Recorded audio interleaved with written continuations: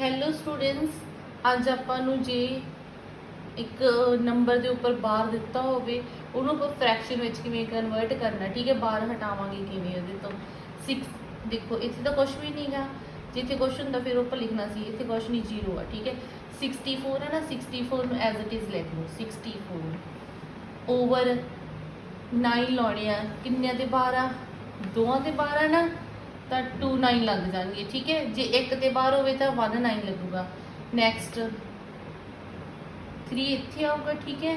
ਤੇ ਜਿਹੜਾ 9 ਜਿਹੜਾ ਹੁਣ ਪੁਆਇੰਟ ਤੋਂ ਬਾਅਦ ਵਾਲੇ ਅਕਸ਼ਰ ਹੁੰਦੇ ਸਾਰੇ ਲਿਖਦੇ ਹੁੰਦੇ, ਠੀਕ ਹੈ।